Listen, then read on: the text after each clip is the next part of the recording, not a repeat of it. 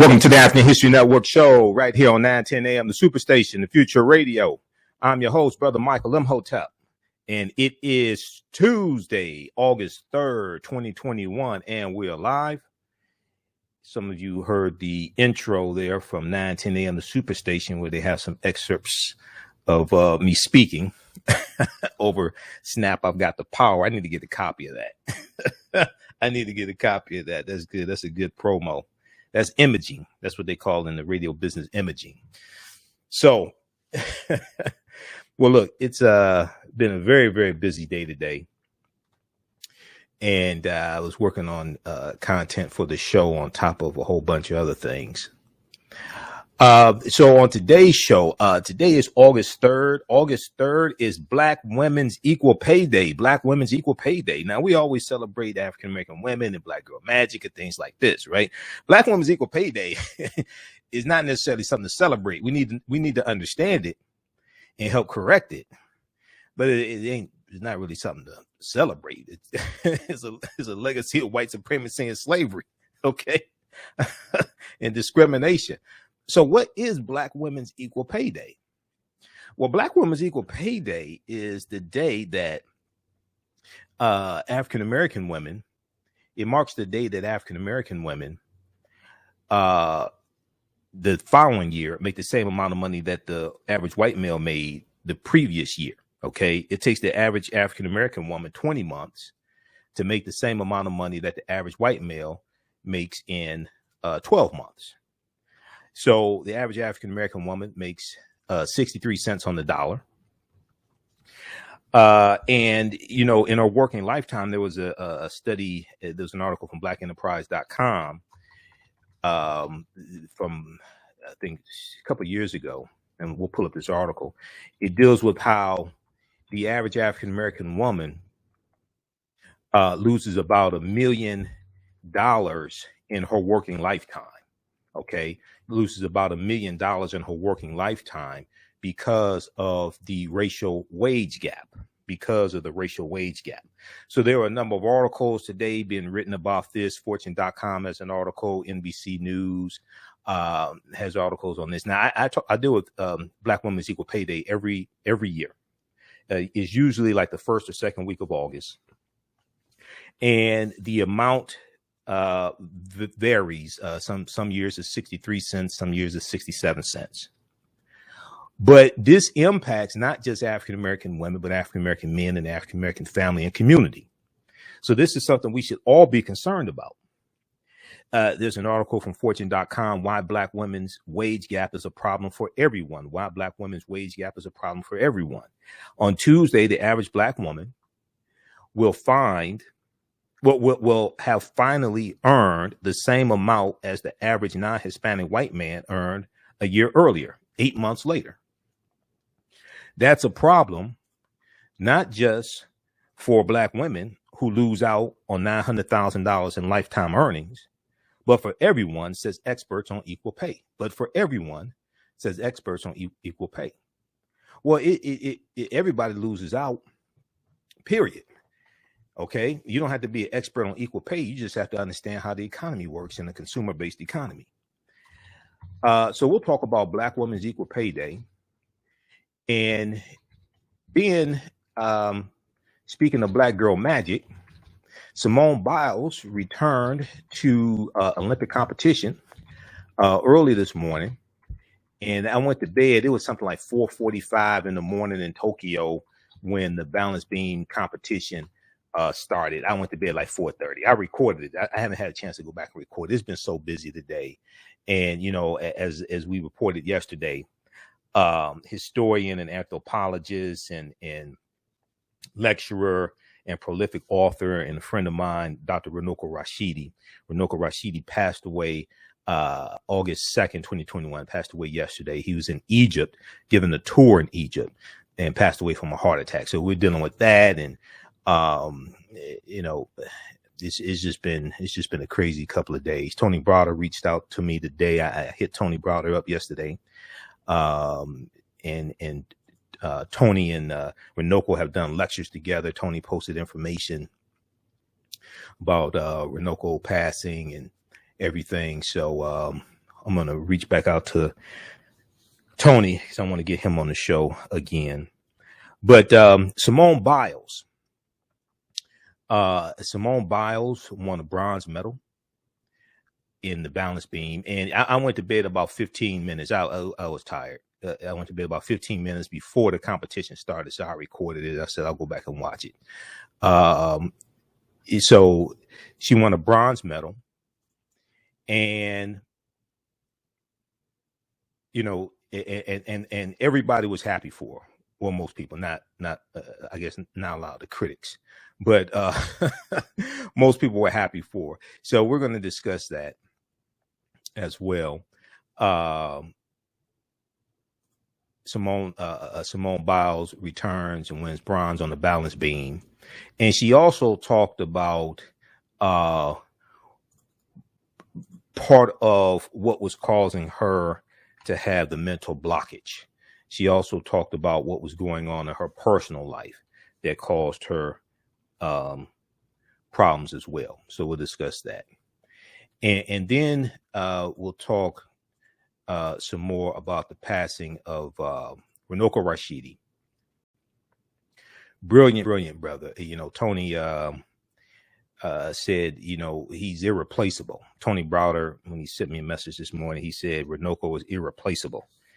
And I don't know, out of all the scholars I know and have known and have interviewed, and I was going through my archives today, I pulled up a interview that I did with Runoko. The one I was trying to get from 2017 when I interviewed him here on 910 AM Superstation. I got to find that one in the archives. It wasn't playing correctly from Blog Talk Radio. So I put up an interview that I did with him from 2014. We're going to share an excerpt of that because that deals with the Black Madonnas, the statues of the Black Madonna and Child in Europe. And it deals with the African presence in Europe and the Moors and things like this. So I don't know any other scholar like Runoko. And of all the scholars I know, I mean, this brother's been to about 135 or more islands and countries. I'm looking at his bio right here on his website, drrunoko.com. And it says 124 countries, but I think it's about 135 now. I think it's at least 135. And I would see him sometimes in Atlanta at the Liberated Minds Black Homeschool and Education Expo. Liberated Minds Black Homeschool and Education Expo in Atlanta. It takes place usually the third weekend in July in Atlanta. And he spoke there at least, I think, a couple of times. Shout out to Queen Thais, who organizes that. And also, I would see him here in Detroit periodically when Minister Malik Shabazz would bring him to Detroit to speak. And I think that's when I first met him, okay, years ago, maybe 2010, something like that, years ago. And then we know in about 2012, I think it was, he was in Hidden Colors 2 when Hidden Colors 2 came out. But brilliant scholar. So we'll talk some about Runoko. And Runoko connects us to Dr. Ivan Van Sertima because he was a student of Dr. Ivan Van Sertima. So a lot of people are shocked and reeling and mourning the passing of historian and anthropologist and scholar, lecturer, prolific writer. He wrote books, he wrote articles, Runoko Rashidi. Okay, so we're going to deal with those topics on today's show. Now, on the African History Network show, we focus on educating, empowering, and inspiring people of African descent throughout the diaspora and around the world, because right now it's correct wrong behavior. What you do for yourself, what you do to yourself, and what you allow other people to do to you and get away with is based upon what you think about yourself. What you think about yourself is based upon what you have been taught about yourself. What you've been taught about yourself is based upon everything you've read, heard, and seen about yourself. So when you control the radius of a man or woman's thoughts, you can control the compass of his or her actions. because the mind can't do or teach what it doesn't know. Now, we deal with a number of different topics here on the African History Network show. We deal with current events and history and politics, education, economic empowerment, entrepreneurship, relationships, love, sex, health issues, and much, much more. Did I say relationships? Hopefully I did. Relationships. Sign up for our email newsletter. Text the word Kemet, K-E-M-E-T, to 22828. To sign up for our email newsletter, text the word Kemet, K-E-M-E-T, to 22828. To sign up for our email newsletter. Also visit our website, AfricanHistoryNetwork.com, AfricanHistoryNetwork.com, to sign up for our email newsletter also. You can still register for the 10-week online course that I teach, the new 10-week online course that I teach. This is on Saturdays, 3 p.m. to 5 p.m. Eastern Standard Time, from the Civil War to the Civil Rights Movement and Black Power, 1865 to 1968. From the Civil War to the Civil Rights Movement and Black Power, 1865 to 1968. Okay. And this is a 10-week online course. We do the classes live. All the sessions are recorded. We do the class live. All the sessions are recorded. You can go back and watch it over and over again. Even after the course is over with, you can go back and watch it over and over again. Each class, we go through and analyze an approximately 10-year period of history after the Civil War ends. And we start in 1865, but I gave a recap of what led up to the Civil War starting in 1861. In each class, we go through and analyze an approximately 10-year period of time to understand what happened to us after slavery ended. What happened to us after slavery ended? What happened during Reconstruction? Why did Reconstruction end? What was Reconstruction? Take you through that period of time and the Compromise of 1877, which ends a period of a lot of advancement for African Americans. The Compromise of 1877 between the Republicans and the Democrats. We take it through the Jim Crow era and a reversal of our rights and escalation of the imposing of the black codes and things like this, and then go into the 20th century, go into the early 1900s and World War I, 1914 and 1918, the Great Migration, 1915 to 1970, World War II, 1941, 1945. What happens after World War II, then the Civil Rights Movement and the Black Power Movement. Okay. So this is a fantastic course. I do a PowerPoint presentation. We have book references, articles, video clips. Visit our website, AfricanHistoryNetwork.com. Visit our website, AfricanHistoryNetwork.com, AfricanHistoryNetwork.com. We have the information right on the homepage, and then click on register here. It takes you to the next page and click on enroll. Class is regularly $130. It's on sale $80. As soon as you register, there's bonus content that you can start watching. Okay. As soon as you register, there's bonus content that you can start watching also, and then you'll be ready for class on Saturday, 3 p.m. to 5 p.m. Eastern Standard Time. You can watch from around the world. You can use this also with your children. I would say the information is like PG-13. You can use this with your children as well. Okay, we're going to post a link here, right here on the thread of the broadcast. So you can register for the course, and you can also visit AfricanHistoryNetwork.com, AfricanHistoryNetwork.com, and register there as well. All right, we're coming up on a break. You listen to the African History Network show right here on 910 AM Superstation, WFDF. I'm your host, Brother Michael Imhotep. We'll be back in a few minutes. Black on Purpose Television Network. Yes, Black on Purpose Television Network. All black, all positive, all the time. The largest black-owned streaming television network in the world. Bringing our people together worldwide. Controlling our messages, our stories, our way. Black TV the way it should be. Black music, Black history, and more. 30 plus channels, thousands of shows. Black on Purpose Television Network. Subscribe now. Hi, I'm Joel Wilson, President and CEO of JCW Computer Consulting LLC a technology implementation firm with over 20 years of satisfying customers. We offer a full spectrum of industry top-tier branded services. We are an authorized partner or reseller for Lenovo, Zoom, T-Mobile, Microsoft 365 and Surface tablets, Google Workspace, Acer, Asus, Samsung, PCmatic security software, and many more. Our online store features laptops, Chromebooks, computers, printers, accessories, and software. Businesses, take advantage of our free 1-hour Zoom tech consultation and know we offer top nationwide high-speed internet service providers, voice over IP, and cellular phone services. Home users, don't miss our current in-stock Chromebook inventory. Please visit us at jcwcc.com or call 215-879-6701. All right, welcome back to the African History Network show right here on 910 a.m. the Superstation, the Future Radio. I'm your host, Brother Michael Imhotep. It is Tuesday, August 3rd, 2021, and we are live.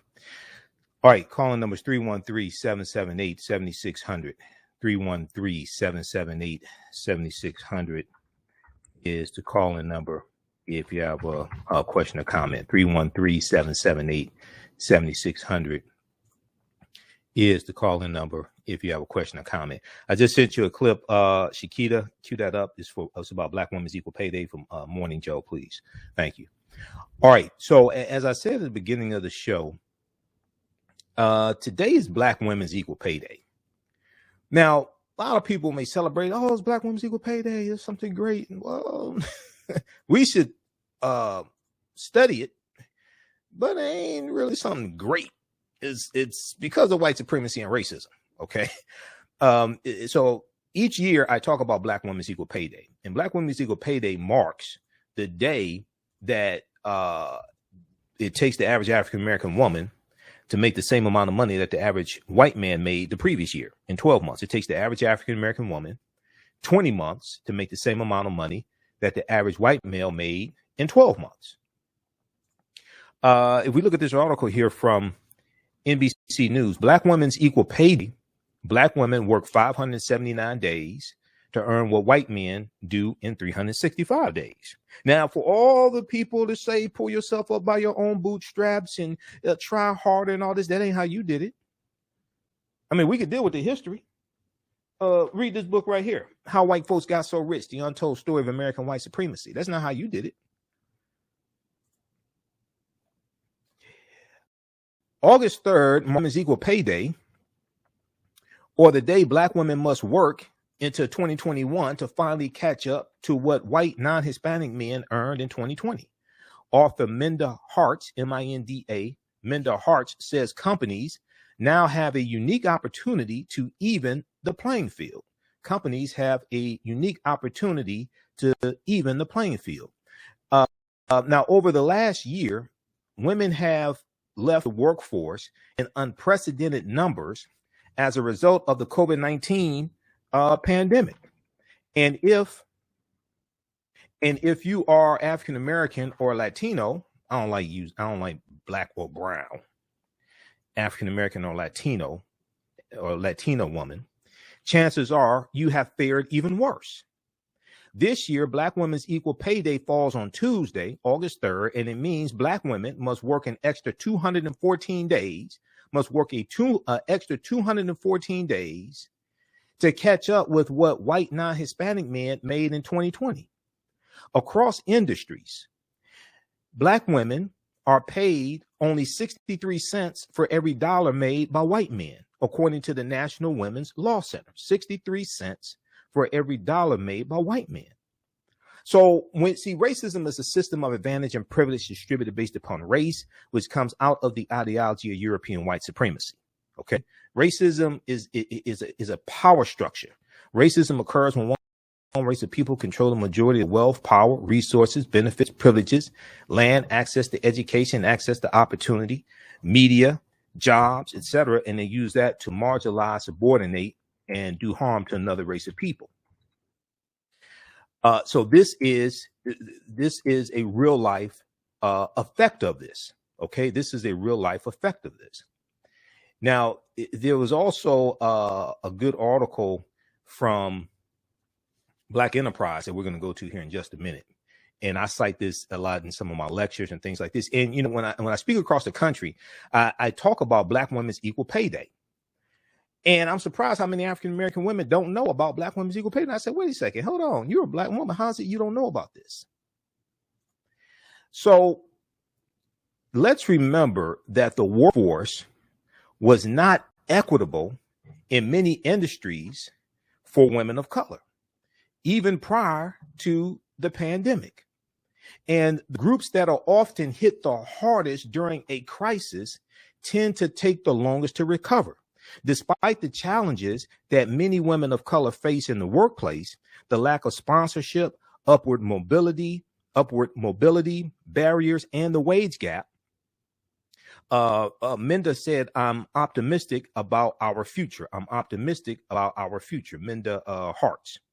Now, companies and organizations now have a unique opportunity to play a vital role in evening the playing field for women of color. Number one, they can have more inclusive hiring practices. Only 1 in 5 C-suite executives at Fortune 500 companies is a woman, according to the 2019 McKinsey study conducted in partnership with leanin.org. And for women of color, it's even more isolating, with just 1 in 25 in C-suite roles. Despite this current reality, there's good news. Companies can change and implement hiring practices.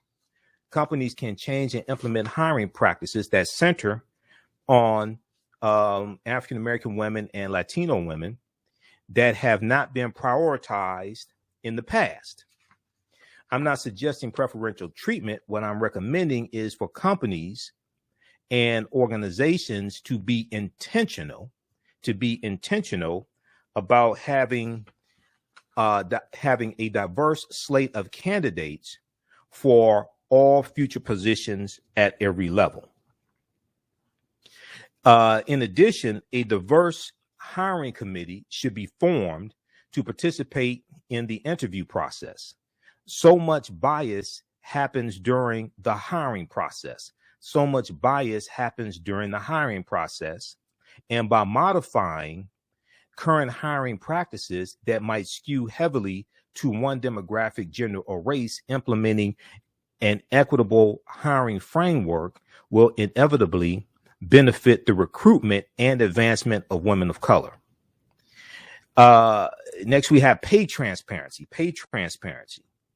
As we mark Black Women's Equal Pay Day, it should be a reminder to all companies that they must work to find an equitable solution.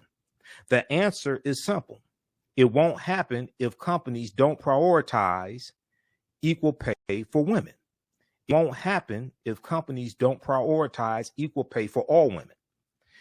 A first and important step is for all companies and organizations to conduct annual or quarterly pay audit reports and make them available to their employees. Between 2016 and 2020, only 22% of companies reported performing salary audits. Only 22% between 2016 and 2020, that 4-year period of time, only 22% of companies reported performing salary audits, which can be used to assess any differences in pay related to gender and race. If we want to recruit and retain women of color, then we have to make sure there are no signs of wage theft practices. Okay, now if we look at this article here that I talk about often, this is from 2019, October 2019. This is from blackenterprise.com. Black women lose out over $1 million in their careers thanks to the wage gap. Black women lose out over $1 million in their careers thanks to the wage gap. This is from October 17th, 2019. This impacts not just African-American women, but African-American families and our community. In the article, it says a black woman will lose out on $946,120.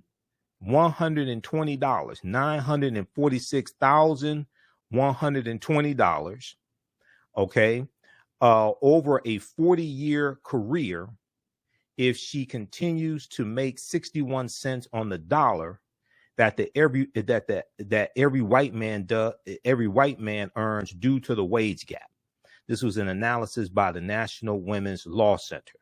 Okay. The press release stated, assuming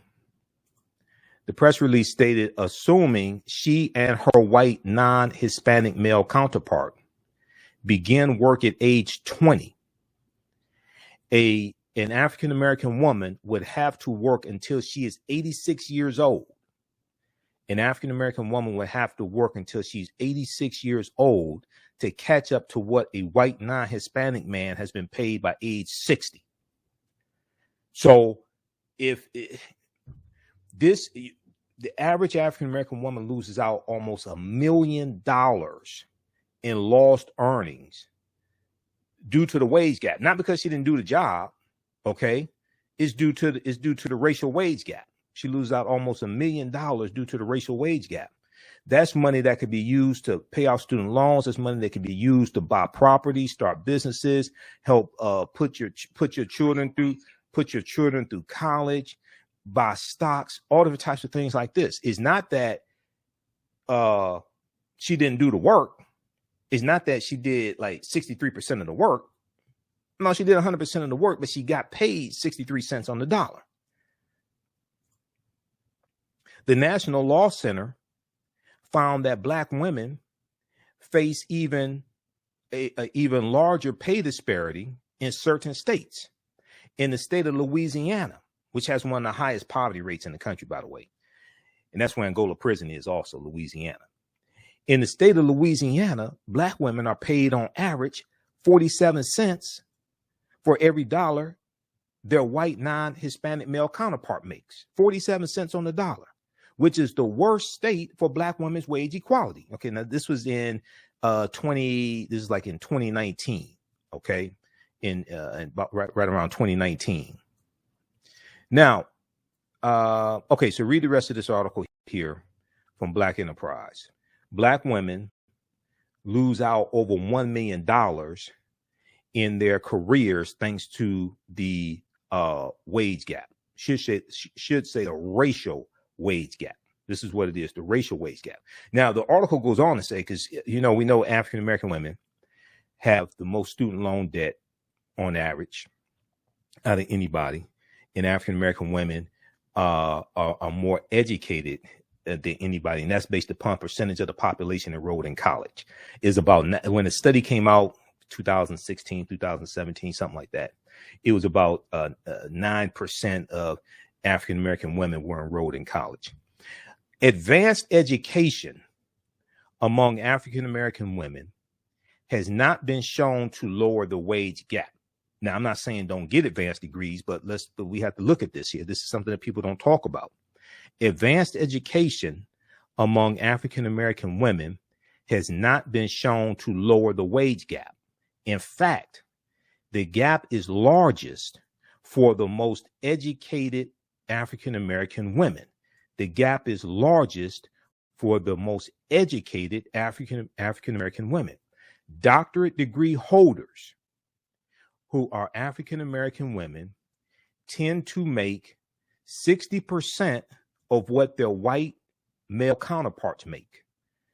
Doctorate degree holders who are African-American women tend to make 60% of what the white male counterparts make. Now, they don't get a discount on student loans. They don't have to pay 63% of the student loans back, or 60% of the student loans back. They have to pay back 100%. African-American women have the highest student loan debt of any racial or ethnic group. For an undergraduate degree, the average African-American woman carries nearly $30,400 in debt. $30,400 in debt compared to $19,500 for white men. The wage gap The wage gap lessens Black women's ability to pay off educational debt, creating an additional barrier to saving money that could be used to buy a home, start a business, or use for emergencies. So this is what racism is: a system of advantage and privilege distributed based upon race. So for all the people, Black conservatives included, for all the people who want to say pull yourself up by your own bootstraps and try harder, why don't you tell people to pay a fair wage to African-American women and African-American men for that matter? See, they don't want to deal with things like this because this exposes the racism. And you have a lot of people who say try harder, but they don't want to level the playing field because they benefit from the playing field not being level. All right, I want to go to this clip here. I'm going to go to clip 1, Shakita. This is from Morning Joe, MSNBC, from August 3rd, 2021. Tuesday marks Black Women's Equal Pay Day. August 3rd marks Black Women's Equal Pay Day, or the day Black women must work in 2021, the year 2021, to catch up to what white non-Hispanic men earned in 2020. Author Minda Harts and journalist Aaron Haynes joined Morning Joe to discuss. Let's go to this clip.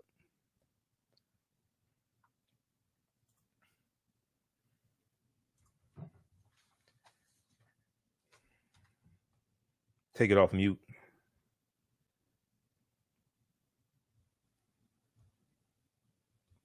What a night.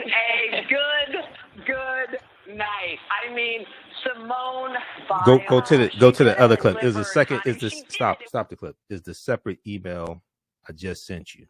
It has the clip from Morning Joe. Black Women's Equal Pay Day. That's the clip from Simone Biles. Black Women's Equal Pay Day. I sent it in a separate email.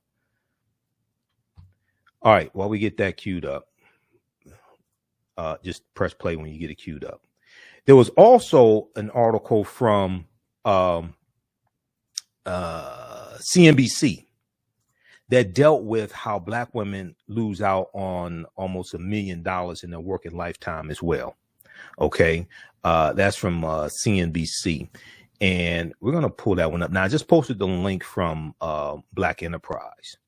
And, you know, when I do lectures and I share this information with African-American women, I'm surprised how many don't know about this and don't know about Black Women's Equal Pay Day. So this is something that all the celebrities in African-American celebrities, this is something they should be talking about. Let's go to this clip. May not allow you to know exactly, like I said, how much the person sitting next to you is making. Some may even discipline you for asking that. That has to change. Too often, secrecy is part of the problem. We know information is power. You can't solve the problem if you don't know you're not getting paid fairly. My administration is going to fight for equal pay as it become a reality for all women. It's about justice. It's about fairness. It's about living up to our values and who we are as a nation. Equal pay makes all of us stronger. President Biden speaking on Equal Pay Day back on March 24th. The day represents how far into the year women must work on average to earn what men earned in the previous year, and the disparity is greater for Black women. Nearly 5 months later, today is Black Women's Equal Pay Day, meaning that Black women will have to work an extra 5 months to catch up. 5 months. Right now, that's 63 cents for every dollar a white man earns. And caregiving to the mix, add that, and you will find that Black mothers make just 52 cents for every dollar a white father makes. The pandemic has only amplified these pre-existing inequities. Let's bring in author Minda Harts. Her book is entitled The Memo, What Women of Color Need to Know to Secure a Seat at the Table. Also with us, Aaron Haynes, editor-at-large for The 19th, the nonprofit newsroom focused on women, politics, and policy. Aaron, let's start with you with these numbers. These statistics really They're staggering and also demoralizing. What more do you know about the inequity between black women and white men, or even black women and white women in terms of equal pay? Yeah, I mean, it's just as you said, 579 days black women had to work extra in order to earn what white men earned in 2020, and that is a figure that should be alarming to everybody. And we're covering this over at the 19th. We've got a story up right now that shows, one report estimating that the executive and management opportunity gap between white women and white men will close in 2041, but predicted that the gap between women of color and white men may not close until 2124, which is 103 years from now, by the way. So there's an opportunity gap between white men and all other demographics, but black women and white men have the most significant disparity. And look, the bottom line, Mika, is that black women are doing our part. I mean, we're hyper-educated, we're qualified, and yet this gap persists. And so it's time for everybody who's committed to equity to also step up to help to close this gap. But that's not going to happen until this country starts recognizing black women as equals, worthy of equal treatment in this country. And the pay gap is one way to address this. But the reality today is that this is really part of a much larger conversation about who is reflected, whose values are reflected in this country and how that value is reflected. Jumping off that last point, Minda Harts, how do we solve the problem? How do we even begin to solve the problem in terms of how black women are viewed in the workplace, which then ultimately leads to how they are paid in the workplace? And also, what can black women do to help rectify the problem as well? Yeah, good to see you, Mika and Aaron. So a couple of things. We really need to focus on what companies and organizations can do to solve this problem. And one of those things is normalizing pay transparency. Between 2016 and 2018, only 22% of companies reported even having salary audits. So we need to normalize transparency, and that will help recruit and retain women of color, black women specifically, when we know that there's not demonstration of wage best practices.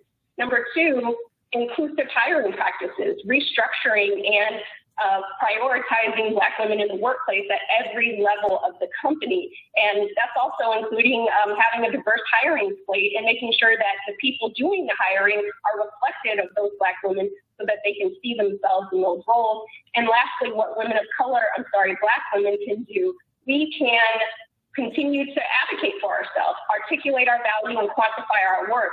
Make sure that people know what we need, and let's build a culture of allies inside the workplace. So if you are a manager, this is also your opportunity to make sure that everyone is invested on your team.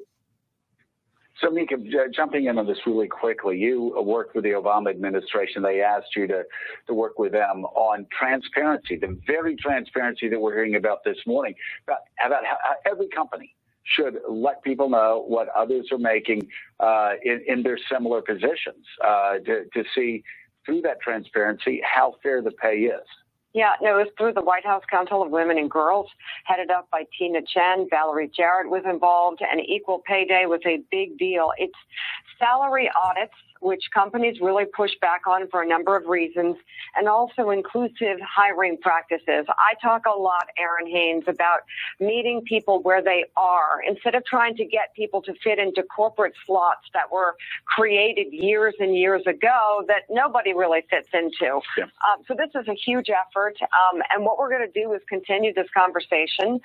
Go to our website, knowyourvalue.com. You're going to hear a lot more from Minda Harts and Aaron Haynes on this incredibly important issue. Thank you both for being on the show this morning, and I'll see you over on the website. Okay, that's from Morning Joe. That's from Morning Joe, MSNBC, August 3rd, 2021. So check out that clip. The name of that segment from Morning Joe: Tuesday marks Black Women's Equal Pay Day. Tuesday marks Black Women's Equal Pay Day. That's from MSNBC. We'll post a link here to that clip, and that's on MSNBC's website. Okay, now, if we look at this one here, this article quickly here from Fortune, then we're going to go to the story about Simone Biles, and we'll talk about Runoko Rashidi. So get the clip for Simone Biles ready, because we're going to that next.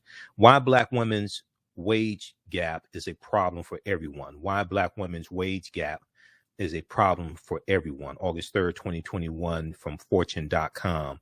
And in the article, it talks about how for Black women, of whom many are the primary breadwinners of their households, the pay gap of 63 cents on the dollar represents more than just a loss of money. Says Shannon Williams, the director of Equal Pay Today, a project of Equal Pay Today, a project of equal rights advocates. Experts are reflecting on this wage gap on the date known as Black Women's Equal Pay, which comes 4 months after Equal Pay Day. Comes 4 months after Women's Equal Pay Day, which is largely for white women, averaged for all women, reflecting the larger pay gap Black women face. Now, Shannon Williams says, quote, the issue of equal pay is not just a women's issue because it trickles down into our family and into our communities, and it trickles down into our overall economy. This is what I was saying a few minutes ago. If the end quote, if the gender pay gap were eliminated, on average, an African American woman working full-time year-round would have enough money for their 2.5 years of childcare. They would have enough money.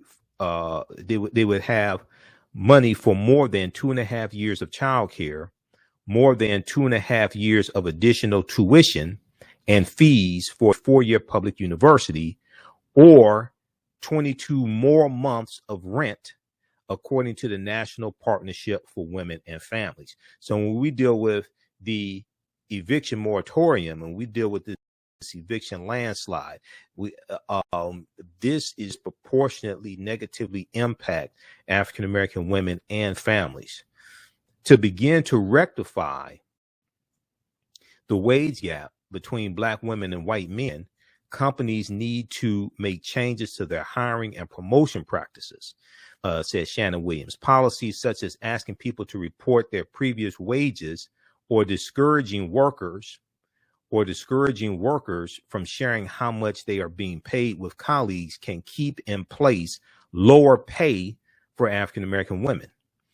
Until substantial change is made, advocates such as Shannon Williams will continue to bring attention to the wage gap, she said. Okay, read the rest of this piece here from Fortune.com.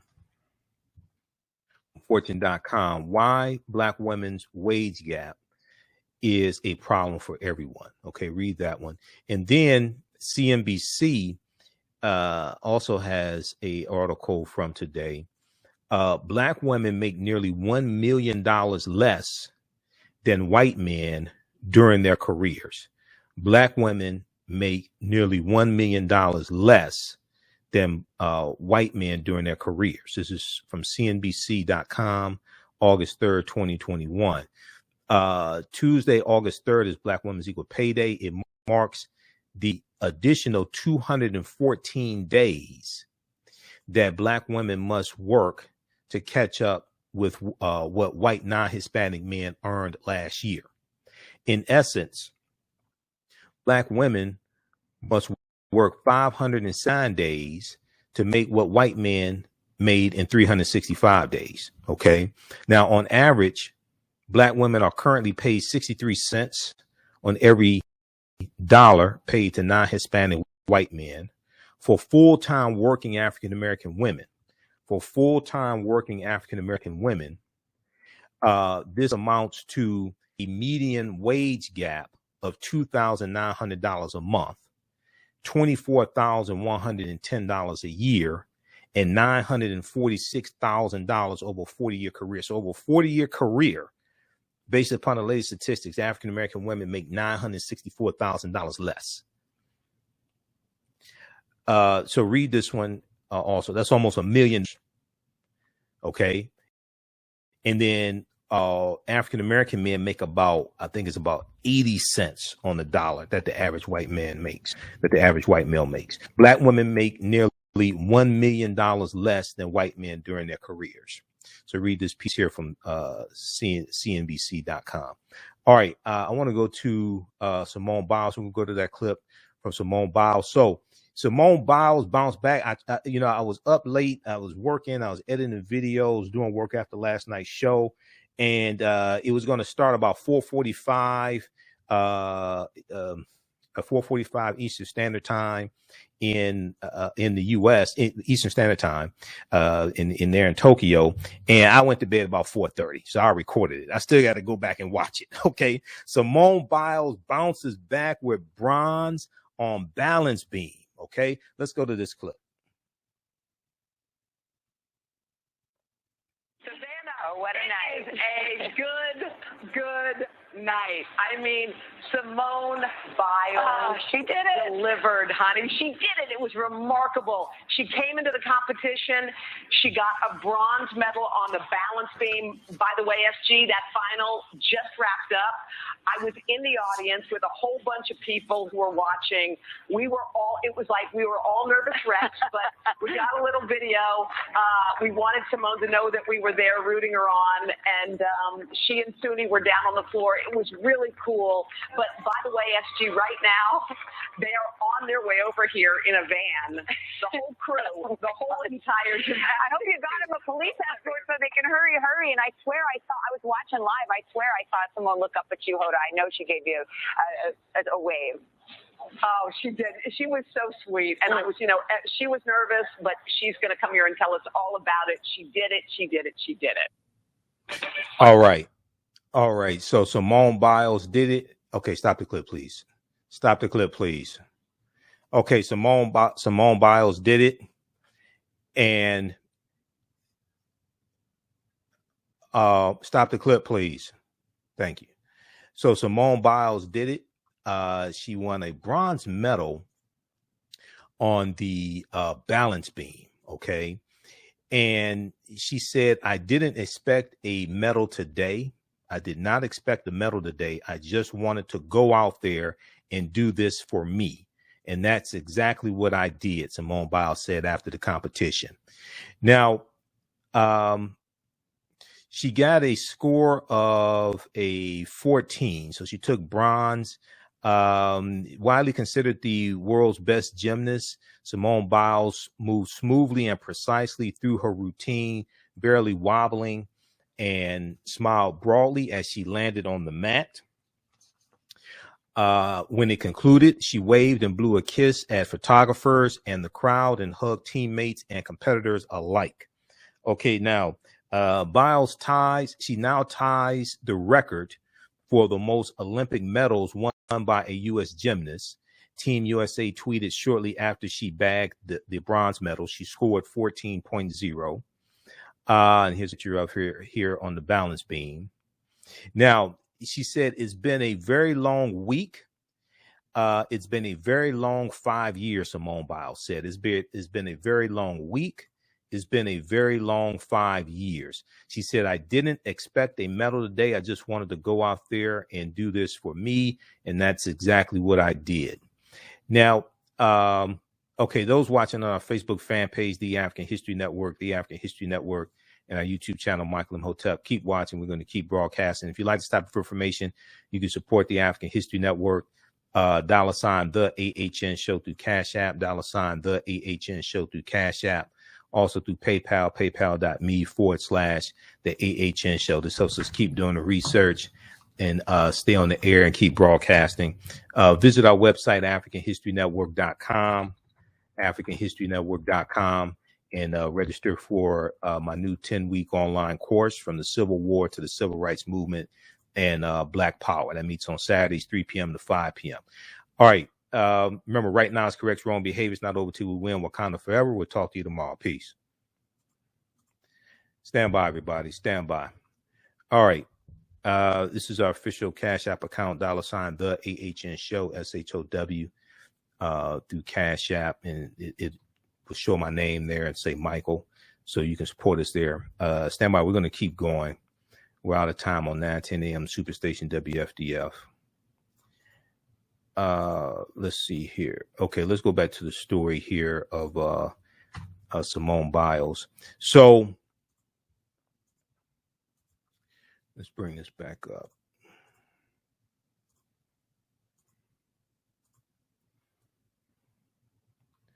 All right. If we go back and look at this article here from NBC News. So Simone Biles said it's been a very long 5 years. It's been a very long 5 years. She said, speaking in the gymnastic center after the event, she said, quote, "I didn't expect a medal today. I just wanted to go out there and do this for me. And that's exactly what I did." Now, she stunned spectators last week by withdrawing during the team gymnastics final. She said the emotional toll of the Tokyo Games, not a physical injury, prompted her withdrawal. She said the emotional toll of the Tokyo Games, not a physical injury, prompted her withdrawal. Now, speaking Tuesday, Biles said she had been evaluated by medical professionals daily. She also had 2 sessions with a sports psychologist while in Tokyo, which she said had helped ease her mind. Okay. She had 2 sessions with a sports psychologist in Tokyo, which she said helped ease her mind. And once again, you know, Simone Biles has brought attention to mental health for athletes, especially for Olympic athletes, and the need for them to pay attention to their mental health and know when they should not compete. She said, then just focusing on the beam, since I don't twist and all, really helped. Okay. Because doing the balance beam is different than doing the uneven bars or something like that, or floor exercises. You don't do a lot of twisting as much as with the balance beam. Now, Simone Biles said that she found out her aunt had recently passed away unexpectedly, and that it really hurt. It had been really hard. Okay. So this is something we found out today. She's also dealing with a death in the family as well. She found out her aunt had recently passed away unexpectedly, and that it had really been hard. Earlier, she had revealed she was still suffering from the twisties, and she said she literally cannot tell up from down. She literally cannot tell up from down, but there was no sign of any such anxiety as she performed on Tuesday. Now, when she was asked how the bronze medal compared to past medals, she said that it was definitely sweeter, She said, I'll cherish this a lot more.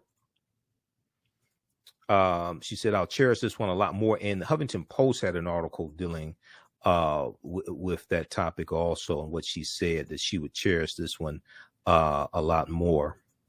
And we're going to pull that one up from the Huffington Post here in just a second. All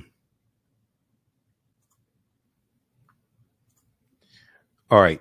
She said, I'll cherish this a lot more. She said, I would like to dedicate it to all the Team USA for helping me and reaching out and supporting me. It just meant the world. It just meant the world. Okay. So we have that story from NBC News. And then Simone Biles went on to say, previously, she said this statement on last Friday, for anyone saying I quit, I didn't quit. Okay. And we talked about this on yesterday's show. For anyone saying I quit, I didn't quit. My mind and body are simply not in sync. As you can see here, Simone Biles wrote Friday in an Instagram post. That'd be Friday, July 30th. She said, quote, "I don't think you realize how dangerous this is on hard competition surface, nor do I have to explain why I put health first. Physical health is mental health. Physical health is mental health." So check out this piece here from NBC News. Simone Biles bounces back, wins bronze on balance beam. All right, now there was an article from Black Enterprise that talked about her aunt passing. Simone Biles' aunt died while she braved pressures of Tokyo Olympics. And it says here, in what seemed like the most trying week of her career, superstar gymnastics greatest of all time, Simone Biles, caught a case of the twisties and pulled out of several Olympic competitions to tend to her mental health before she finally conquered the balance beam and secured a bronze medal during the Tokyo 2021 Olympics. And to add insult to injury to her injured soul, Simone Biles was peppered with hate by some who thought she was punking out on the international stage by opting out of competing. But in the midst of it all, supporters swooped in to fill her heart with words of love, support, and courage. Okay. But as if that wasn't enough, Simone Biles received the devastating news that her aunt on her father's side unexpectedly passed away, according to People magazine. Simone Biles' coach said that was another one. I was like, oh my God, this week needs to be over. Okay. Now, and her coach went on to say, and she said, "I just need some time." I said, she said, her coach went on to say, and she said, "I just need some time." I said, you call me, text me if you need anything. I'll be here, whatever that is. She called her parents. She said, "There's nothing I can do from over here, so I'm just going to finish my week, and when I get home, we'll deal with it," end quote.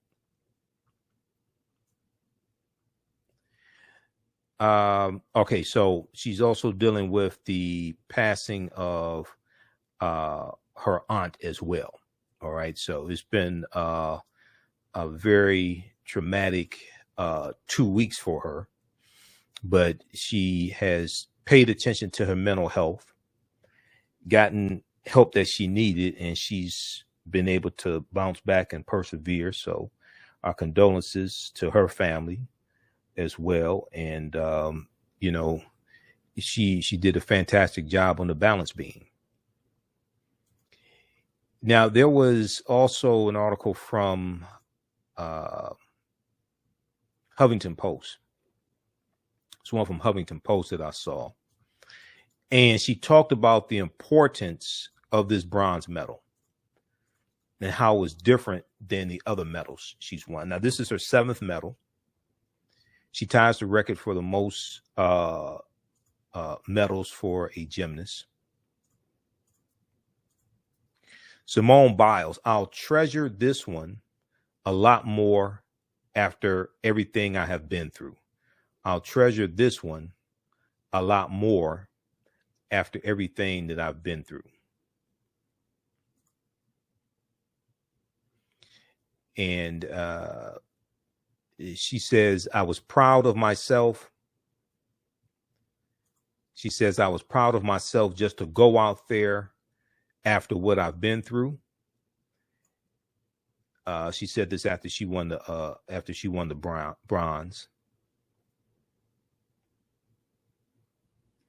She told that to Reuters, Reuters.com. She told the Associated Press, "I had nerves, but I felt pretty good.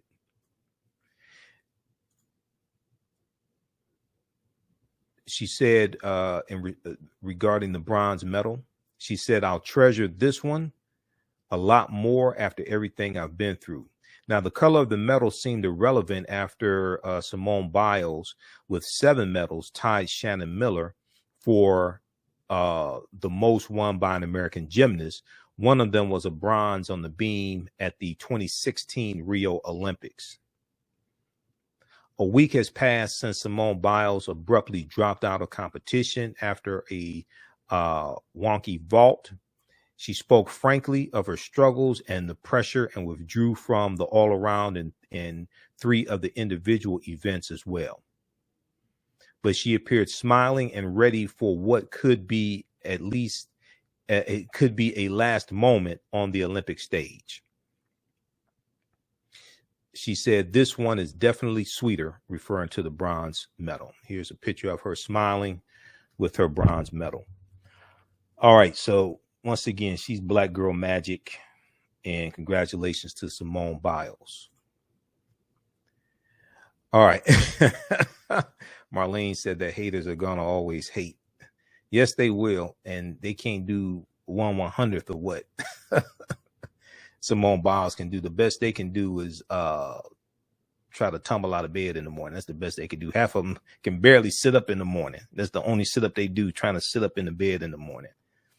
All right, so read this one here from Huffington Post. Simone Biles, I'll treasure this one a lot more after everything I have been through.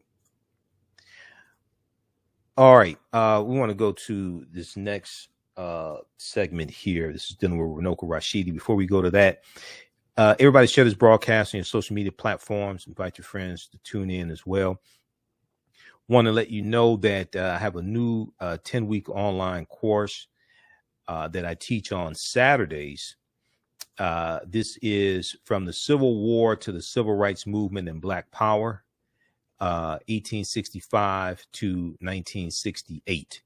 Okay. And this picks up basically where the first online course that I teach, Ancient Kemet, the Moors, and the Ma'afa, Understanding the Transatlantic Slave Trade, where that one leaves off.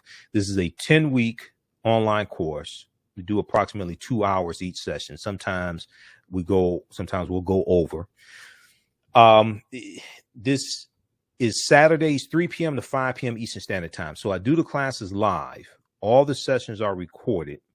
You can go back and watch it over and over again. Okay. Even after the 10-week course is over with, you still have access, and go back and watch the course as much as you want to. You still have access to it. Each class will go through and analyze an approximately 10-year period of history after the Civil War ended. Okay. And we go through Reconstruction, 1865 to 1877, and deal with the Jim Crow era and the reversal of rights and of African Americans, and theft of land and attack on progress we were making, and the lynchings that took place, and Supreme Court rulings like Williams versus Mississippi of 1898, which legalizes poll taxes and literacy tests. Then we go through the 20th century and the Great Migration, 1915 to 1970, and we look at World War I and the Red Summer, 1919, and the Universal Negro Improvement Association, Marcus Garvey, and creation of the Nation of Islam as well. And then we go through World War II, 1941, 1945, and the New Deal from Franklin Roosevelt, and the civil rights movement, and what happened after World War II as well. And we start having a deindustrialization of the inner city and the expressways being built running through African-American communities, 41,000 miles of U.S. interstate highways, and they're going to run through about 1,600 African-American communities, wiping out businesses, wiping out homes. We go through the civil rights movement. We look at Emmett Till, and the Montgomery bus boycott. We go through the civil rights movement, and then through the Black Power movement as well, and the assassination of Dr. King. We'll also deal with the Kerner Commission report, commissioned in 1967, July 1967, came out March 1968, the month before Dr. King was assassinated. So this is a fantastic 10-week online course. You can register right now for it. As soon as you register, you can watch last week's session. And we also have some bonus content there that you can watch as well. Okay. You'll get the first 3 classes of this other 10-week online course I teach, Ancient Kemet, the Moors, and the Ma'afa, Understanding the Transatlantic Slave Trade, what they didn't teach you in school. In this class, we deal with thousands of years of history and what led up to the transatlantic slave trade taking place and take you through the transatlantic slave trade. This class meets on Sundays, 2 p.m. to 4 p.m. Eastern Standard Time. And we do the classes live. All the sessions are recorded. So these courses are regularly $130, on sale $80. And click on register here. It takes you to the next page. Just click on enroll. And you can click on enroll, and you can register there. As soon as you register, you can start watching the archive content, and you'll be ready for classes on Saturday and Sunday. Okay. And we just posted the link here also, so you can register for the courses. All right. I want to talk about Runoko Rashidi passing away. This took everybody by surprise. Historian and lecturer and anthropologist. Runoko Rashidi. Runoko was a friend of mine, and we've had him here on the show before, the African History Network show also, even on my Blog Talk Radio show. Even before I started doing radio on 9:10 a.m. in 2016, I had him on my Blog Talk Radio show. And he was a brilliant brother. This is a big loss. Let's pull up a picture here. And I want to look at there was an article that I saw today of, there's an article from the Focus News dealing with the passing of Runoko Rashidi. Then we're going to look at the bio that's on his website also. Okay. So let me go to his website. Now, his website is drrunoko.com. drrunoko.com. And pull up his website here. I think you can still order his books through his website.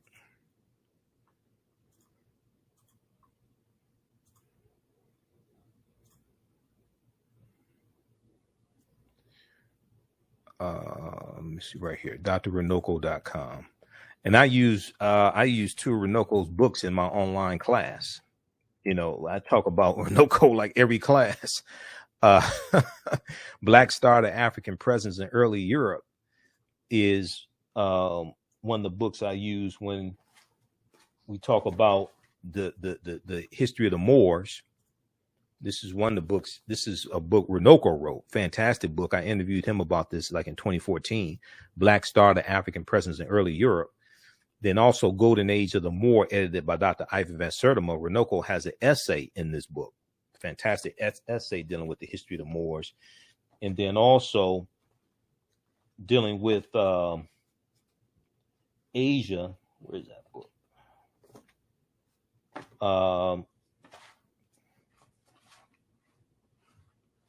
And I've got a ton of books here. I have his book on the African presence in early Asia as well. And I reference that book also in my classes. Oh, right here.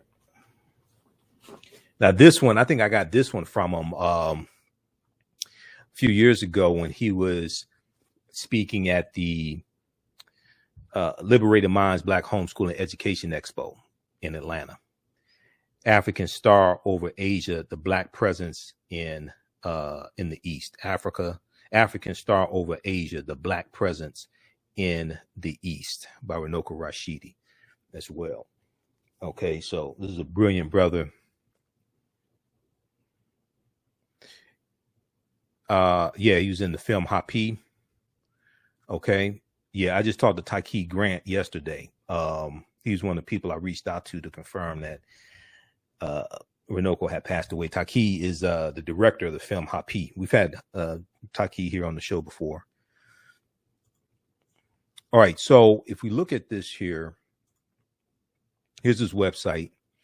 And there's a statement from the family here, August 2nd, 2021, from the family of Runoko Rashidi. Let's blow this up here.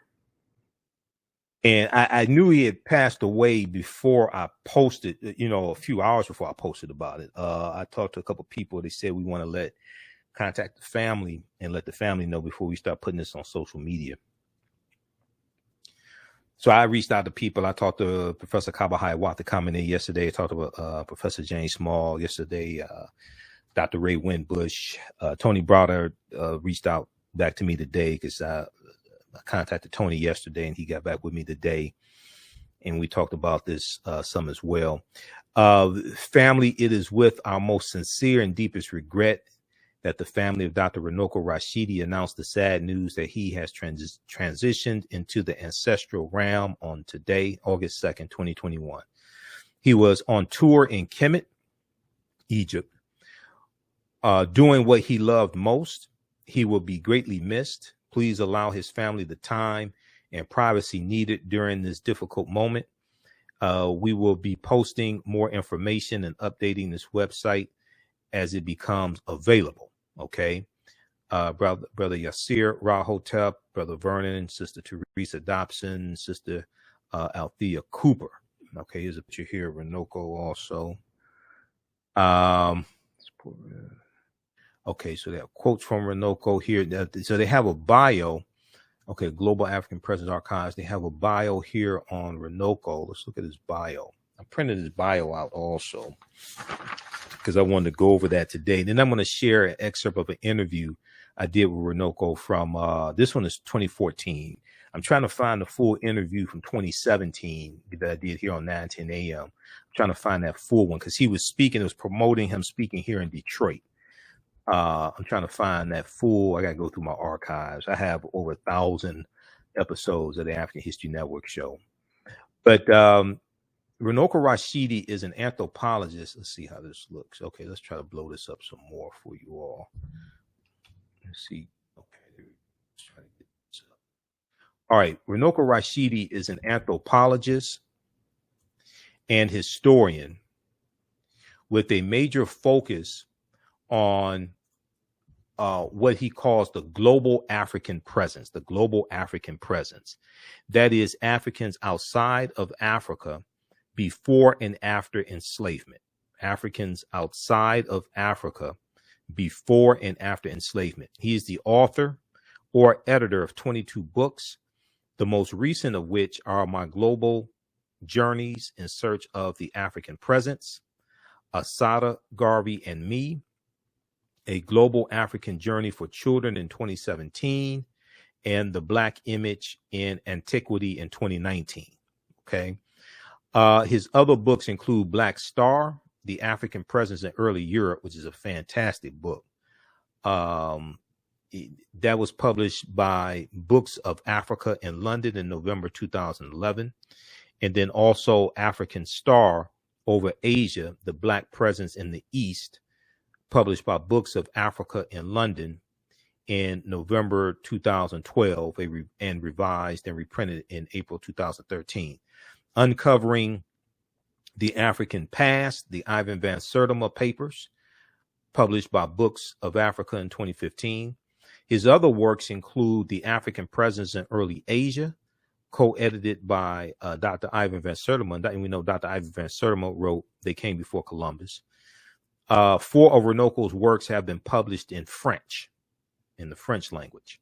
Now, as a traveler and researcher, Dr. Runoko Rashidi has visited 124 countries. Now, I think it's 120. I think it's at least 125 now. They may have to update that, but at least 124 countries. And see, what Runoko did was he took photographs everywhere he went. So he had a personal library. I think last interview I did with them, he said it was like 35,000 photographs he had taken all around the world, documenting the African presence all around the world. It may be 40,000 photographs now, but it was like 35,000. And on his on his YouTube, on his Facebook page, he posts all these photographs. Okay. If you go to his here on his website, it should connect you to his Facebook page. Okay, but it's Runoko Rashidi on I think it's Runoko Rashidi on Facebook. I'll pull that up because we're Facebook friends, and he has the personal page, but he has the fan page also. His fan page is, let me see which one is his fan page? Yeah, this one right here. It was 73,000. It's Runoko Rashidi, but it's a fan page. Okay, and it has like 73,000. I think this is the right one. It's like 73,000 friends or followers, something like that. Let me see here.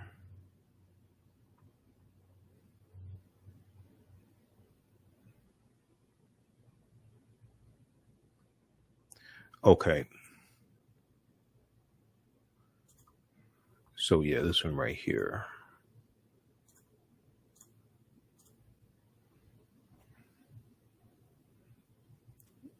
This is his fan page. He's at like 73,000 on the fan page, and 73,000 people like, but it's about almost 100,000 that follow it.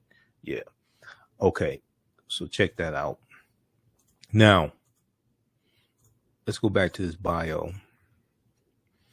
Runoko has, so he's visited at least 124 countries. I really think it's at least 135 now. As a lecturer and presenter, he has spoken in 67 countries. He's spoken in 67 countries. Runoko has worked with and under some of the most distinguished scholars of the past half century, including Dr. Ivan Van Sertima, Dr. John Henrik Clarke, Dr. Asa Hilliard, Professor Edward Scobie, Dr. John G. Jackson, Jan Carew, and Dr. Yosef Ben Yakinen, Dr. Ben. In October 1987, Runoko Rashidi inaugurated the first All India Dalit Writers Conference in Hyderabad, India. In 1999, he was the major keynote speaker at the International Reunion of the African Family in Latin America, in Venezuela, Barlovento, Venezuela. In 2005, Runoko Rashidi was awarded an honorary doctorate degree, his first, by the Amun-Ra Theological Society Seminary in Los Angeles.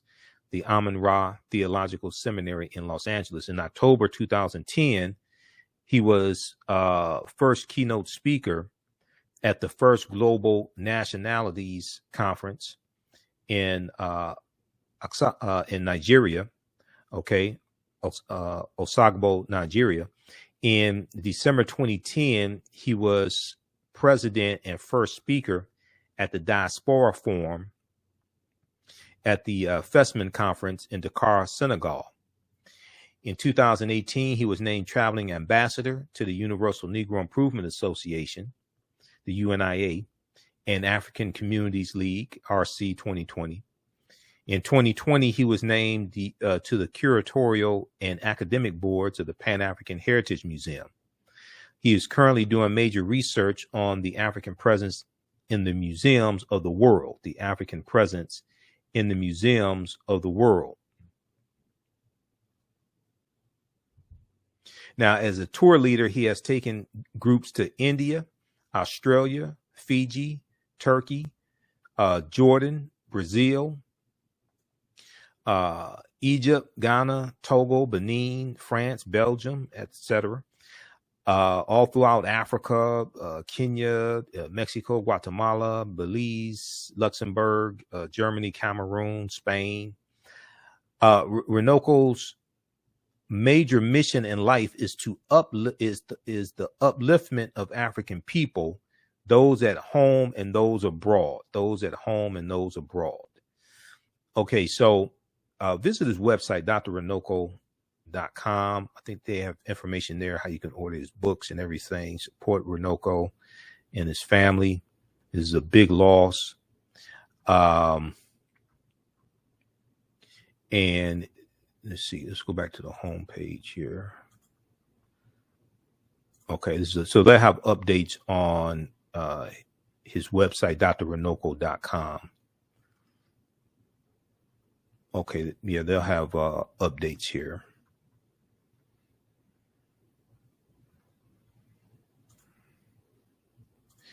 All right, I want to go to, now there was also this article here from The Focus, and somebody sent this to me today. This is written by Olivia Olfen. You can check this out also. It talks about Runoko's legacy. Thefocusnews.com, or thefocus.news, thefocus.news. Runoko Rashidi's death announced. Academic community mourns scholar and historian. This is by Olivia Olfen from August 3rd, 2021.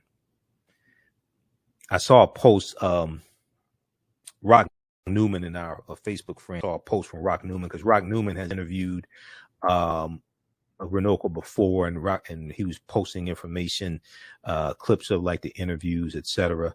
So this is an article here about Runoko. Runoko was 67 years old. He was born in 1954. So check this out also from the Focus, focus.news. There was a post here that I shared from Tony Browder. Tony and Runoko were good friends, and they've done like lectures together, things like that. They're also both in Hidden Colors 2 as well. They're both in Hidden Colors 2 also. Let's see here. Where's that post? Okay, this one right here. Let's see if we can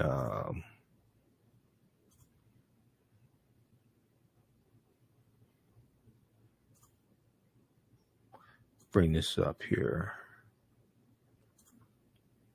All right, so we'll do it like this.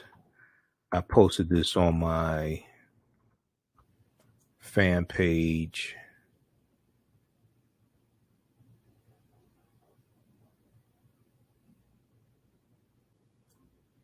All right, I was trying to get this on Tony's page, but okay, we can do it like this.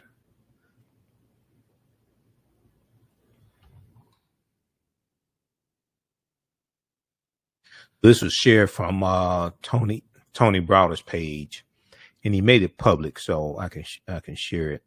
Tony Browder said, it is a picture of Tony and Runoko together.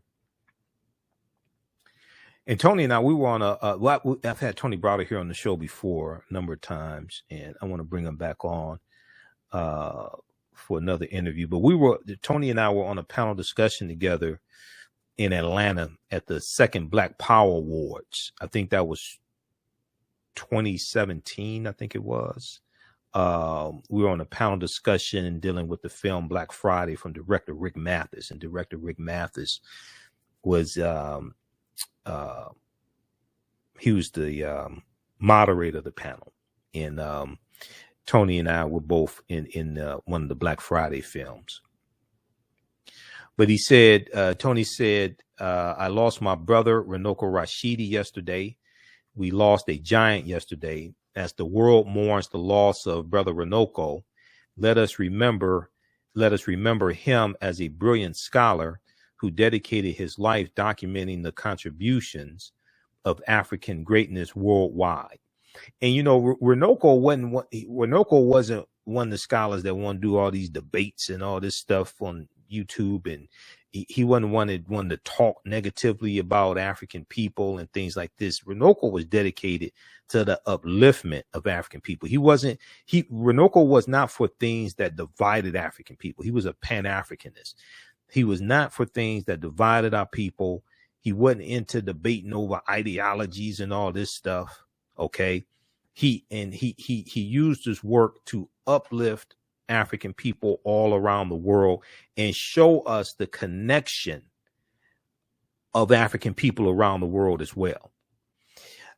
He said, I share this interview Runoko and I did on June 20th and ask that you did June 20th, 2021, and ask that you think of him fondly and wish him safe passage as he makes his way into the ancestral realm. Peace and blessings to the family of Runoko Rashidi. So that's a post from Tony Browder, and I shared that on our Facebook fan page, the African History Network. Okay, and here's the you can watch the interview there, and follow Anthony T. Browder on Facebook also. Anthony T. Browder on Facebook as well. All right, now here is a let me pull this up here. And I had to go into my archives, and because I've had laptops that died on me, things like this. I have a number of external hard drives. I had to go into my archives to find some of these pictures that I had, in promoting the interviews I did with Runoko and things like this. Here's one right here, and that has his book, Black Star, the African Presence in Early Europe, and he's in the Hidden Colors 2 documentary. I want to go to an excerpt of an interview I did with Runoko in, this one is from, I think this is from 2014. I was looking at one we did from 2017. I got to find the full file. So maybe tomorrow's show, I can share that one from 2017. But in this one here, we discuss the Black Madonnas in Europe. The Black Madonnas in Europe. This is from April 17th, 2014 on the African History Network show. Okay. This was when I was on Blog Talk Radio. So this is even before I got on the Empowerment Radio Network and before I had a 8-channel mixer. I have a 12-channel mixer now. This is before I had an 8-channel mixer. This is before I had a Shure microphone. I think I was using a headset at this time, plugging into the laptop. Okay, so the sound quality is much better. I've come a long way since Blog Talk Radio days. All right, but let's go to this clip here. Came to be known in history as the Chevalier de Saint George, or the Saint Georges, and this is. Let me back it up a little bit. Okay, let's back it up a little bit. You did butcher it, brother. Joseph Boulogne came to be known in history as the Chevalier de Saint George, or the Saint Georges, and this is an African who was born in Guadeloupe in the Caribbean on the December 25th, 1745. And he became one of the great men in what's called the golden age of French history. And you have a number of people like that who just stand out. There weren't many of them, but they were brilliant. People like Alexander Pushkin in Russia, or people like Adolf Baden in Sweden and Angelo Solomon in Austria, the Dumas family in France. There was a man in Germany named Wilhelm Anton Amo, who graduated with a doctorate in philosophy from the University of Halle, I think, in Germany in 1796. So you have, even during the age of enslavement, you have a handful of Africans and men of African descent. You never find records of African women, but men of African descent who managed to distinguish themselves in a very, I guess what could be called a very hostile environment, at the very least, a very lonely environment. And I find it fascinating. Sometimes people ask me, Runoko, why are these things important, or why are these people important? Because any African who's able to excel in whatever endeavor in an area where there are very few Africans and there's a hostility, a general hostility towards Africans, it makes for a remarkable story. We find people like Septimius Severus, the great African emperor of Rome, or you find people like Saint Maurice, the African patron saint of the Holy Roman Germanic Empire. It's just really remarkable thing. So thank you for mentioning Joseph Boulogne, and I certainly appreciate it, and I think a lot of sisters and brothers appreciate that. Absolutely. if you want to know, or if the audience wants to know, I'm in France right now, and it's 3:35 in the morning. Mm-hmm. So if I sound subdued, that's the reason why.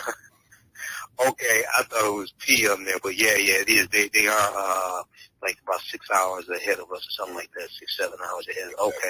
Okay, definitely. Well, we're not gonna hold you long, brother. I know what you said when you emailed me, so we definitely appreciate you coming home, brother. And when we do have international listeners, we have listeners in the UK, Japan, things like that, so we definitely appreciate it. But your article here, April 13th, Joseph. Is it Boulogne? Boulogne. Okay. First of all, it's a fascinating article, and I encourage everybody to read it. But it talks about the age of enlightenment in France. Okay, and his life is within that period of time, the 18th century. What is the age of enlightenment in France? If you don't mind sharing that with us. Well, I would say the age of enlightenment is due to the exploitation of African people. France had begun to establish itself or reaffirm itself as a world colonial power. France is one of the biggest slave trading countries, and it grew wealthy as a result of that. So there's a tremendous amount of wealth, and it leads to what's called a golden age in France. Now, you're looking at it from the perspective of the French, not the perspective of the Africans or the exploited people. But there's a lot of things going on, too, a lot of intellectual ferment. For example, I believe it's 1794 where you have the French Revolution. And the Haitian Revolution is a part of that. So slavery was abolished, in all of the French colonies. And it wasn't, I think, if I have my history correctly, it was reinstituted as a result of the rise of Napoleon Bonaparte. But when people talk about folks like Robespierre and Marie Antoinette and Alexander Dumas, all of that comes out of this period in French history. But the basis of it, I don't think there's any doubt, is the exploitation of enslaved Africans. And this will ultimately lead, or actually it's already in the process of doing it, to the exploitation of Africa itself, so that slavery is abolished, or enslavement is abolished, if you prefer that term. And it becomes more an issue, a direct issue of French colonialism in Africa. Of all the colonial powers, the French grabbed the most of Africa, closely followed by the British. Wow. When I think now, correct me if I'm wrong, doesn't that period of time, does that also have something to do with the French philosophers and them trying to, an age of reason and thought or critical thinking, something like that? Does that have something also to do with that period of time? Well, the greatest of the French philosophers during that period of time is, and remember, this is all new to me too. I'm learning the whole process. The greatest of the French philosophers is Voltaire, and then you're followed by a whole nother, era from the time that the Chevalier de Saint Georges died. And by the way, the word Chevalier means knight in French. So he became a knight. His father was a French nobleman, and his mother apparently was the most beautiful woman, the most beautiful African woman in the island of Guadeloupe. And so at a young age, Joseph Boulogne goes to France, and because of his father's status, he receives a superior education. He was able to excel in many, many things. So on the one hand, his race is not a complete impediment, but he was only able to rise so far. Just to get to your question, but add a bit more information, he's also known as the Black Mozart. And Mozart actually had to come to him and ask him for a job. Joseph Boulogne was the head of the French opera. And Mozart actually came and asked him for a job. Joseph Boulogne was an associate of Marie Antoinette. He set the trends for fashion. And he's just a really remarkable person. So he dies around 1800, 1795, 1794, 1800, and 1795, that period of time. And right after that, you have the Dumas family. You have this family of African descendant people from Haiti. And, of course, Alexander Dumas is the person who wrote The Three Musketeers and The Count of Monte Cristo and The Man in the Iron Mask. And he is a contemporary of people like Victor Hugo. Victor Hugo is Charles Dickens of France. Victor Hugo wrote a book which was called Notre Dame, which came to be known to history as The Hunchback of Notre Dame. And he also wrote the book Les Miserables, where he talks about Jean Valjean, the man who was arrested as a young person for stealing a loaf of bread to feed his family and was given like a 20-year prison sentence, something like that, and who eventually got out of prison and who spent most of the rest of his life trying to duck and dodge from his criminal past. And so there's a discussion about class differences as well between the haves and the have-nots. And he's a contemporary of Emile Zola. And Emile Zola was the person who wrote about a famous trial called the Dreyfus Trial. And so all of these, people were talking about the status, not necessarily of black people per se, but the status of class and the haves and the have-nots. So all of this is a part of this period that Joseph Boulogne is said to have lived. And the lesson, I suppose, that comes out of this for me is that all history is interconnected. Just to make a fantastic leap, for example, and something that I'm learning right now and trying to incorporate in my work is the fact that the civil rights movement in the United States, what we call the U.S. Civil Rights Movement beginning in the mid-1950s, and that led to the Black Power movement in the 1960s, cannot be separated from the African liberation movement in Africa. Exactly. That Martin Luther King was a keen observer of the African liberation struggle. That Dr. King went to Africa several times, and so did Coretta Scott King, for that matter. Correct. Dr. King was in Africa at the time of the independence of Ghana. Martin Luther King went to Jamaica and spoke glowingly at the shrine of Marcus Garvey. And so there was a Black Power movement in Australia. There was a Garvey movement in Australia.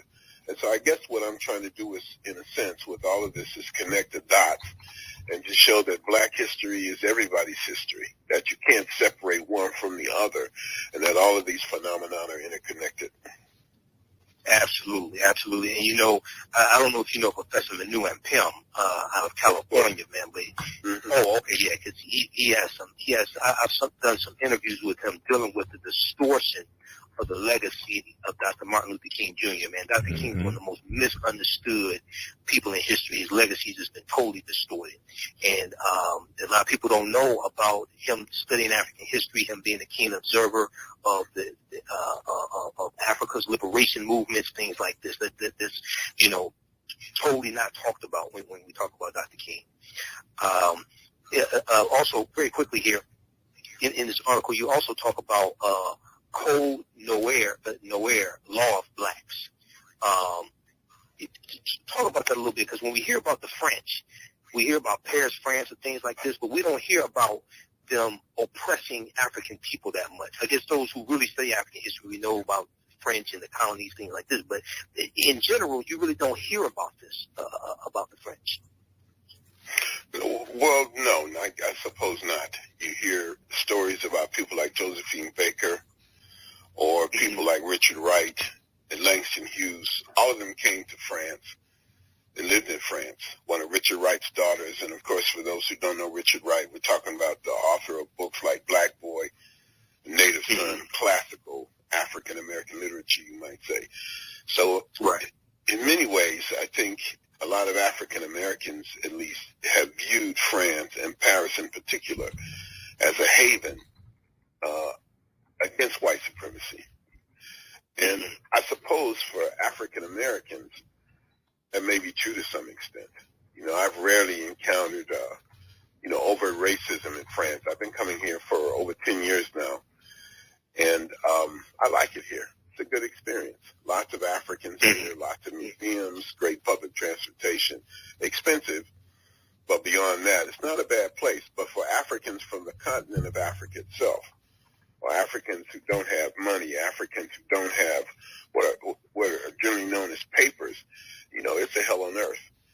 And let me add, too, that each colonial power employed different techniques for dealing with their colonial subjects.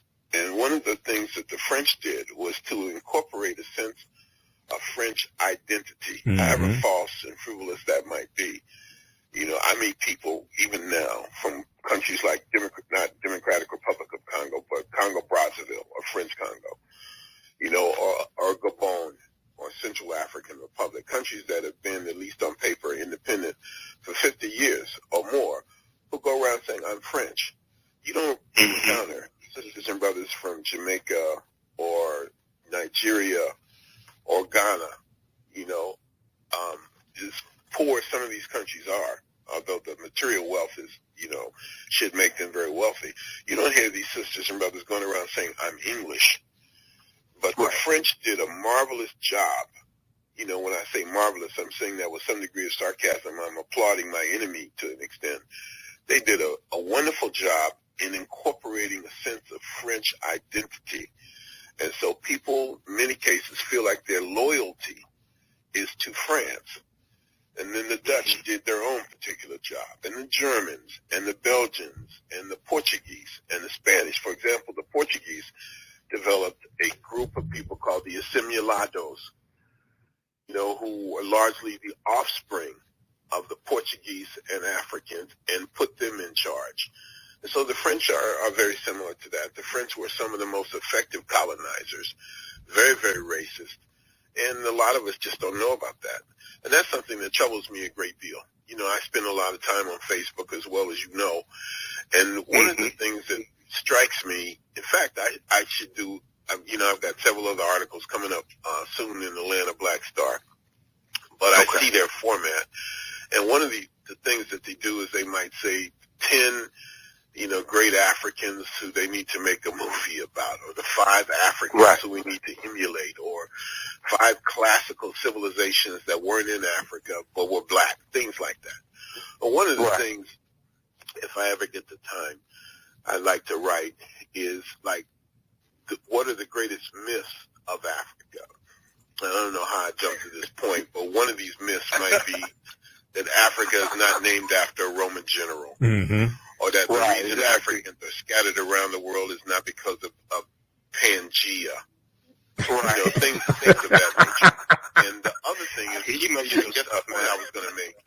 And I want to say this, and then I'll shut up for a moment. I guess I'm sleep deprived. Is, oh my God, I forgot. It's almost 4 o'clock in the morning. You were talking about the myths. Yeah, I was talking about the myths, but there's one myth in particular that I wanted to introduce. I guess it'll come back to me, brother. Sorry about that. Okay, yeah, but Pangea is a good one. I can email you some things. Yeah, Africa is named after Here we go. I got it. Maybe the thing that frustrates me on Facebook the most is when I make a post and people say, I didn't know that. No, they don't say I didn't know that. They typically say, they didn't tell me that.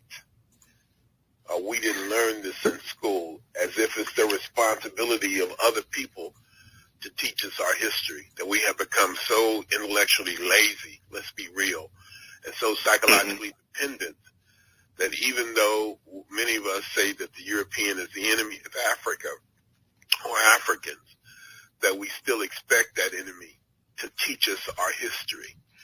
And when you look at that, you realize how slavery, and colonialism has reduced us psychologically as a group of people.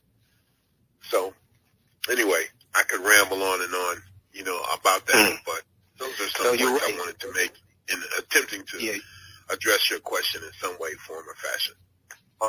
You know, you're right about that. And see, what happens is, especially when you go to the college level, you go through college and then you get your degree, you get your bachelor's degree, you get your master's degree, and you don't learn this information.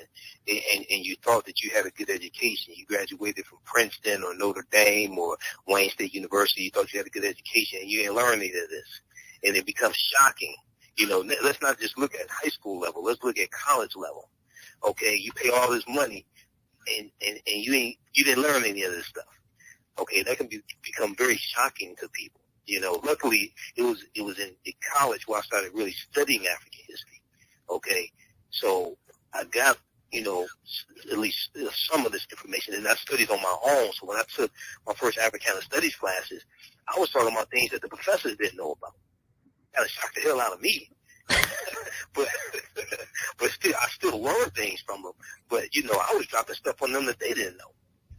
So, I think you can't teach what you don't know. Mm-hmm. And for the most part, we don't know what we don't know until we begin to know it. I sound a little bit like a philosopher now. No, but you're it's very, correct. very true. And all of this is a part of the African liberation process. I think Garvey said it best in terms of freeing your mind. Emancipate yourself from mental slavery. Nobody can free us but ourselves. That Bob Marley later picked up on and incorporated into the lyrics of a song. And so I just think, in a sense, I suppose it's wonderful that in spite of everything that we've gone through, that we're here to have this conversation and talk about these things. Not only, is it, the other thing, it can generate a tremendous amount of anger, and even hatred. Once you begin to realize what has happened to us and you didn't know about it. I remember when I was a university freshman or sophomore and I began to read about lynchings, and I was just furious. And if you had asked me what motivated me at that time, I would have said hatred for white people. But fortunately, I went through that phase and I was able to channel that energy. And that's another message that I think that we need to give our people. If you're just going to be angry, you're not effective. But if you're able to channel that anger, that excitement, that emotion in a positive direction that will uplift your community, then ultimately it turns out to be a good thing. So people like you and the work that you're doing in an unorthodox fashion, putting this information out there, it's invaluable. Oh, thank you, brother. Thank you, and we appreciate you definitely. We're going to shift gears here into this other article that you wrote, and then we're going to wrap it up early for you also. We're going to wrap it up early, so don't worry about that. Oh, okay. Professor Kaba Kamene, also known as Booker T. Coleman, I do a show with him every Wednesday night, okay? And he gave me this quote, and also Dr. David Imhotep, who wrote The First Americans Were Africans, Documented Evidence, when I had him on about 3 weeks ago, he gave me this quote also. This is from Napoleon Bonaparte, and Napoleon said, quote, "My decision to destroy the authority of the blacks in Saint Dominique or Haiti is not so much based on considerations of commerce and money as on the need to block forever the march of the blacks in the world." Are you familiar with that? Yeah, I'm familiar with it. I posted it a few times on Facebook myself. I'd like to find the source of it. Yeah. Okay. Yeah. I agree. I got to ask Brother Copper where he got it from to see, and also Dr. David Imhotep. It's interesting. They both had that, so I have to see where they got that from. But I found that very interesting. Your article, March 19th, on AtlantaBlackStar.com. And everybody, please check out the website. They have tremendous information. I've talked to Brother Andre Moore, I think it is, with Atlanta Black Star. I'm going to be doing some things with them also. But this article here, Invasion, Theft, Rape, Murder, the Aboriginal Holocaust in Tasmania. We don't hear a lot about Tasmania, and we don't hear, we hear even less about the Africans in Tasmania, but tell us, briefly about this. Well, there is a place called Tasmania. It's not just something that you hear in the cartoons. Tasmania is an island off the southeast coast of Australia. Australia is the largest inhabited continent in the world, permanently inhabited continent. Antarctica would officially qualify, but Antarctica doesn't have a history of human population. Mostly the people there who are scientists. The people in Antarctica today are scientists, but Tasmania is an island about the size of Ireland or West Virginia, and it's been inhabited for at least the last 35,000 years, I suspect more, by black people, who some would say are the descendants of Africa. Everybody's a descendant of Africa. And that they, these short-statured black people, nappy hair, happy to be nappy hair, settled there, and lived in what seems to be peace and harmony. I think there are two groups of black folk there. I think one is called the Palawa, P-A-L-L-L-W-A. No, I think it's P-A-L-L-A-W-A.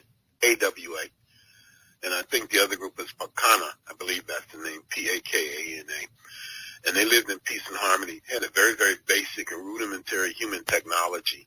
For example, they've never found any evidence of farming there, as we know it today, or no evidence of fishing, or even the domestication of fire. So these sisters and brothers were isolated there, perhaps 10,000, I don't know how many. And then around 1800, the British came. Actually, they came in the 17th century. You have a man named, a Dutchman, named Abel Jansen Tasman. He settled there, or landed there. And that's who the island is named after, Abel Jansen Tasman. And after that, it was called Tasmania. And then the French came in, the French, let's say that with great sarcasm, in the 18th century. Right. And then the real catastrophe came when the British came. And this is around 1800, 1801. And the British took the land. Tasmania was established as a British prison settlement or prison colony. And so the worst, the most horrendous of the British criminals were taken to Tasmania, not the mainland, Australia itself. And they got loose. And they slaughtered those sisters and brothers. And then, a conscious decision was made just to take the land for the British. The British even denied the humanity of these people. And so most of them, from around 1801 to 1876, were rounded up, killed, and a few remnants were put in what could be called a concentration camp at a place called Oyster Cove, which I visited. And the reason I wanted to write that article in particular, I talked to Andre a few months ago, and he asked me to start writing for the Atlanta Black Star, and I was honored to do it. I think it's a great publication, or a great website. Yes, it is. A great source, is because I wanted to, just as I was mentioning a few minutes ago, in my sleep delirium, to help destroy some of the mythology around it, so that people have been going around saying all the Tasmanians were wiped out. And I used to say that until I knew better. And then I went to Australia, and I went to Tasmania, and I met them. And they weren't wiped out. All the full-bloods were killed or eventually died. But in this process, the British captured Aboriginal Tasmanian women. And I know some people object to the word Aboriginal, so I won't use it. I'll say indigenous or black Tasmanians. They captured some of the women and used them as sexual slaves. And children were born from those unions. So that the Aboriginal, there I go again, the indigenous Tasmanians of today are a highly mixed group of people with a lot of problems. Their children were taken away from them, so that you have issues like big issues, domestic violence, substance abuse. You have the stolen generations. These are the generations of indigenous children who were taken away from their parents and raised as slaves or in a slave-like condition. And these things haunt the sisters and brothers in Tasmania today. So it was an article that I was really pleased to write. It's really a rehash of articles I've been writing over the last 20 years. And I'm happy to say that that was the first article of mine that was published by the Atlanta Black Star. Right. All right. So we're going to pause it right there. We're going to wrap this show up today. And what I'm going to do is we'll share some more of this interview that I did with Runoko Rashidi. This interview was from April 17th, 2014. Did this interview April 17th, 2014. Runoko Rashidi, the Black Madonnas of Europe.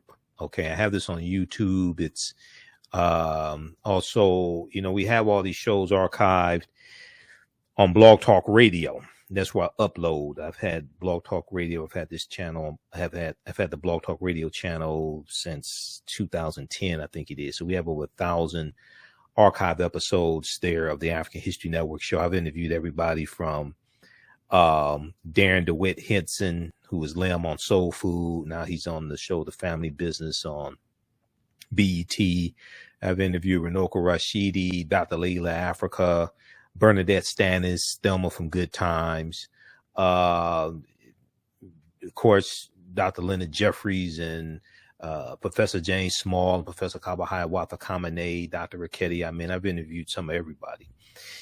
So we'll share some more of this on the show tomorrow. While that interview was playing, I was showing you some articles that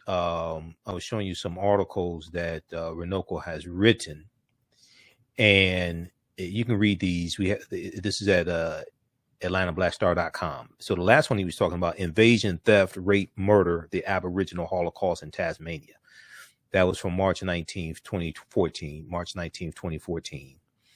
And then you have this one is a fantastic article, June 1st, 2014.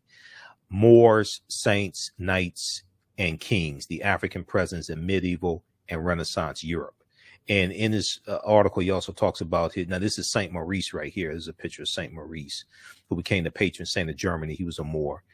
In this article, he also talks about his, now this is Tariq. Okay. Tariq Ibn Ziyad, in Jebel Tariq, Tariq's mountain is that's who the Rock of Gibraltar is named after. Jebel Tariq. Okay. Tariq's mountain. Tariq Ibn Ziyad, the bold, in 711 AD, the bold Tariq crossed the straits and disembarked near a rock, promontory, which from that day since has borne his name, Jebel Tariq, Tariq's mountain, or Gibraltar. The Rock of Gibraltar is named after the African general Tariq Ibn Ziyad, who was a Moor. In August 711 AD, Tariq won paramount victory over the opposing European army. On the eve of the battle, Tariq is alleged to have roused his troops with the following words: "My brethren, the enemy is before you." Let's show this here. "My brethren, the enemy is before you. The sea is behind. Whither would ye fly? Follow your general. I am resolved either to lose my life or to trample on the prostrate king of the Romans." Okay, so check out this article also. This is a fantastic article. I've posted this a number of times throughout the years on our fan page, The African History Network. Moors, Saints, Knights, and Kings, the African Presence in Medieval and Renaissance Europe. And we'll talk about this information in the coming days. This one here, Joseph Ballon, about Joseph Ballon. Joseph Ballon, the Chevalier de St. Georges of France. That's from April 13th, 2014 for AtlantaBlackStar.com. Now, there was another one that I pulled up. This one here. This deals with the world of Sakanoya no Tamaramro, Black Shogun of early Japan. Okay, the Black Shogun of early Japan. And this shows the Black presence in early Japan. That's from AtlantaBlackStar.com also. There was one article here I've talked about a number of times before, especially during African American History Month and during like April when we deal with the assassination of Dr. King. This one here is How Steel Sharpens Steel, the connection between the civil rights movement and African independence movements. And this is something that we'll deal with in my new 10-week online course, From the Civil War to the Civil Rights Movement and Black Power, 1865 to 1968. And this deals with how the civil rights movement was taking place at the same time as the African liberation movement on the continent of Africa. And we were watching their movement. They were watching ours. And African nations were declaring their independence from their colonizers, European colonizers, starting with Ghana in 1957. Okay, starting with Ghana in 1957.